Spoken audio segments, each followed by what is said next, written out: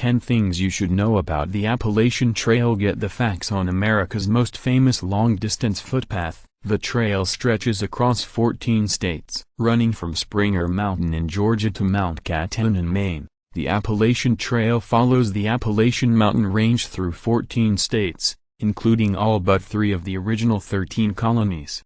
Over a quarter of the path is in Virginia alone, prompting some exasperated thru-hikers to come down with what they call the O Virginia Blues. West Virginia, on the other hand, hosts only 4 miles of the trail, whereas Maryland contains the second shortest segment, 41 miles, and Connecticut the third shortest, 51 miles. Flat sections are few and far between. The Appalachian Trail's tallest peak, Clingman's Dome in Great Smoky Mountains National Park, tops out at a mere 6,643 feet above sea level, whereas nothing in the mid-Atlantic or southern New England states even reaches 4,000 feet. Yet because of the constant ascents and descents, a thru-hiker's total elevation gain roughly equates to 16 climbs of 29,035 foot Mount Everest. Its creator allegedly dreamed it up while sitting in a tree. As hiking became more fashionable in the northeastern United States in the early 20th century,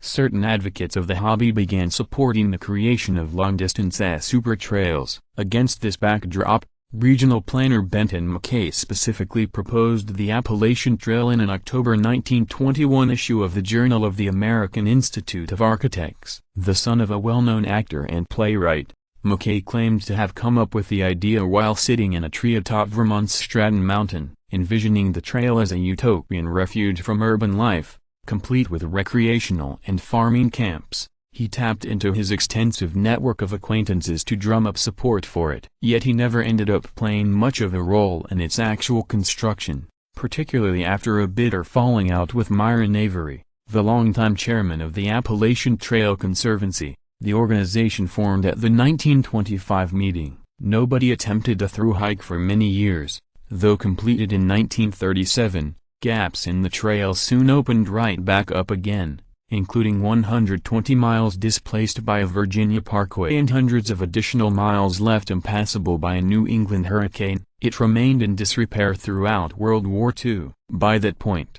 Avery and a few others had hiked the entire trail in sections, but no one did it in a continuous backpacking trip until 1948, when a World War II veteran from Pennsylvania, Earl Schaffer, decided it would be ideal for walking the army out of my system. I almost wished that the trail really was endless, that no one could ever hike its length, he wrote in a memoir. Schaffer would hike the trail 2 more times over the course of his life, in 1965 and again in 1998. At age 79, Schaffer aside, most thru-hikers don't make it. Credit, Jkarilit, iStockphoto.com. In recent years, around 2,500 thru-hikers set out each spring on the trail, most going northbound from Georgia. Nearly 3/4 of them end up dropping out somewhere along the way, done in by such factors as fatigue, illness and injury. Nonetheless, thru-hikers do not have to be in prime athletic condition. Emma Gatewood,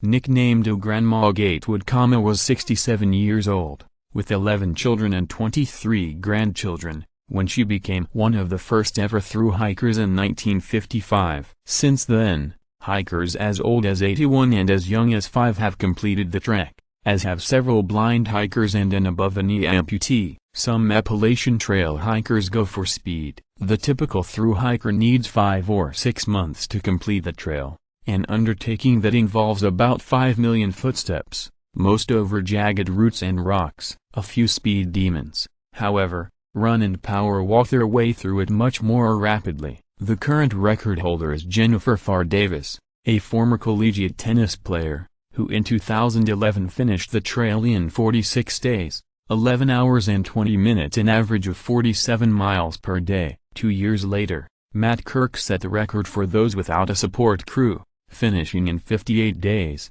9 hours and 38 minutes. Trail hikers don't necessarily need a tent. All thru-hikers attempt to keep their backpack weight down, with some going so far as to eschew tents entirely in favor of the more than 250 backcountry shelters, or lientos, that line the trail. During rainstorms, even tent proponents tend to shack up in these 3-sided shelters, which are built and maintained by volunteers. Unfortunately, they often get crowded and infested with mice and mosquitoes. Nearly everyone uses a nickname, whether going all 2,189 miles or merely a tiny portion of it. Backpackers virtually never utter their real names, preferring instead trail names that they choose themselves or are given by others. David Miller, for example, who has authored a memoir of his time on the trail, plus a trail guidebook, calls himself Wall, a nod to his decision to quit his job in order to hike. Other trail names include everything from O Chipmunk and O Mudflap to O Muggle and O Sensitive Pigeon. The trail faces a number of environmental threats, thanks in large part to a 1968 congressional bill that named the trail a National Scenic Trail. Officials have been able to make land purchases and establish a protective buffer zone along either side of it. Today, only about 10 miles of the route are in private hands, a sea change from its earlier days. Nonetheless, the trail corridor remains vulnerable to air pollution, invasive species, climate change, urban sprawl, all-terrain vehicles and energy development, according to the Appalachian Trail Conservancy. Fraser firs, for instance,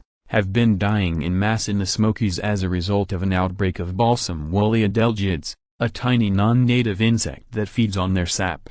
Hiking the Appalachian Trail now has a second meaning. When South Carolina Governor Mark Sanford disappeared from the state capitol for 6 days in June 2009, his staff claimed that he was out hiking the Appalachian Trail. It turned out, however, that Sanford was actually visiting his mistress in Argentina, and with that, a new euphemism for adultery was born. Despite the scandal, Sanford currently serves in the U.S. House of Representatives.